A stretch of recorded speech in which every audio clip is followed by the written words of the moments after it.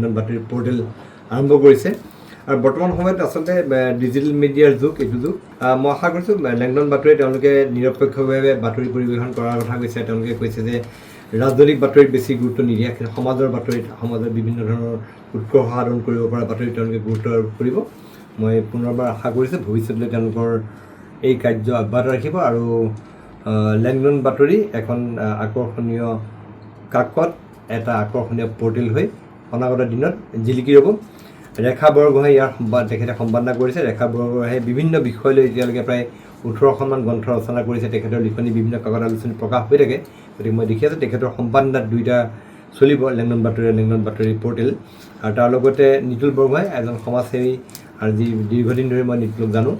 তেওঁ সমাজৰ উৎকৰ্ষ সাধনৰ কাৰণে বিভিন্ন কাম কৰি গৈছে গতিকে দুয়োগৰাকীৰ প্ৰচেষ্টাত এইখন কাকত এখন লেখৰ কাকত হ'ব বুলি মই আশা কৰিছোঁ লেখৰ পৰ্টেল হ'ব বুলি মই আশা প্ৰকাশ কৰিছোঁ লেংডন গ্ৰুপৰ লগত মোৰ অতীজৰ পৰা সুসম্পৰ্ক আছিলে নিতুল বৰগোহাঁই মোৰ ভাতৃপ্ৰতিম বন্ধুৰ নিচিনা আছিলে আমি কথা পাতোঁ কেতিয়াবা এতিয়া লেংডন গ্ৰুপ বুলি এটা আছিলে সেই লেংডন গ্ৰুপৰ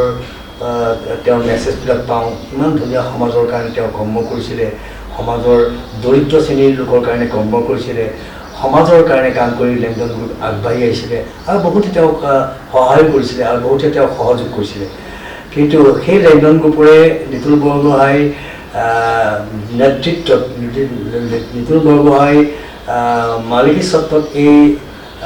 লেংডন বাতৰি ইউটিউব চেনেলটো জন্ম হ'ল আৰু আশা কৰোঁ লেংডন গ্ৰুপে যেনেকৈ সমাজৰ হৈ কাম কৰিছিল লেংডন বাতৰি এই ইউটিউব চেনেলটোৱে সমগ্ৰ অসমৰ শ্ৰোতা জনতাৰ মন জয় কৰিব ই একেবাৰে সত্য কথা আৰু নিতুল বৰগোহাঁই এই লেংডন বাতৰিলৈ মই আন্তৰিক শুভকামনা ৰাখিছোঁ লেংডন ফাউণ্ডেশ্যনৰ উদ্যোগত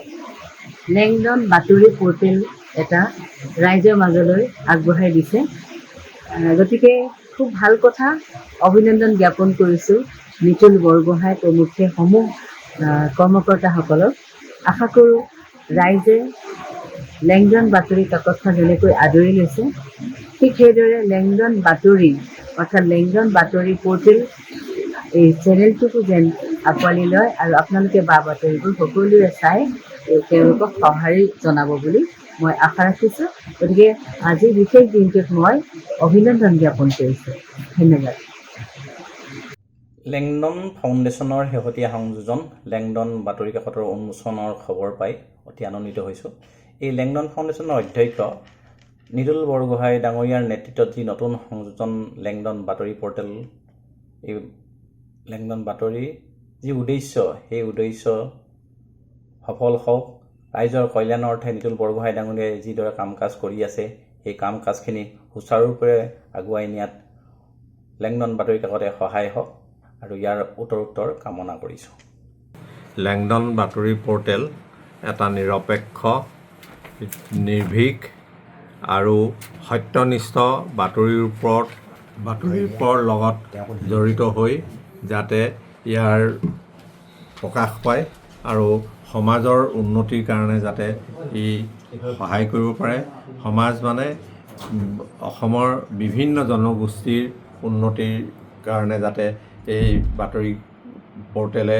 যাতে কাম কৰে তাৰ কাৰণে মই আশা ৰাখিছোঁ আশা ৰাখি মই এই পৰ্টেল গোষ্ঠীৰ সকলো কৰ্মকৰ্তা লগতে অধ্যক্ষ নিতুল বৰগোহাঁই আৰু সম্পাদক ইয়াৰ ৰেখা বৰগোহাঁইক মই আন্তৰিক শুভেচ্ছা জনাইছোঁ যাতে এই পৰ্টেলটিয়ে অসমীয়া সমাজৰ বিভিন্ন স্তৰৰ ব্যক্তিৰ মাজত যাতে হৃদয়ৰ কোণত স্থান পায় নমস্কাৰ প্ৰথমে মই লেংডন বাতৰি কাকতখনৰ দীৰ্ঘায়ু কামনা কৰিছোঁ লেংডন ফাউণ্ডেশ্যন তথা নিতুল বৰগোহাঁইৰ প্ৰচেষ্টাত প্ৰকাশিত বাতৰি কাকতখনে বৰ্তমান সময়ত যথেষ্ট সমাদৰ লাভ কৰিছে আৰু সমাজৰ সকলো স্তৰ সামৰি তেখেতসকলে যিদৰে নিউজ সংগ্ৰহ তথা প্ৰকাশ কৰিছে সেইটো আমাৰ সমাজৰ কাৰণে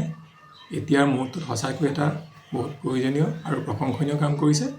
আৰু আমি আশা ৰাখিছোঁ যে অনাগত ভৱিষ্যত বাতৰিখনে সম্পূৰ্ণ সমাজৰ দায়িত্ব গ্ৰহণ কৰি সমাজৰ সকলো দিশ সামৰি এখন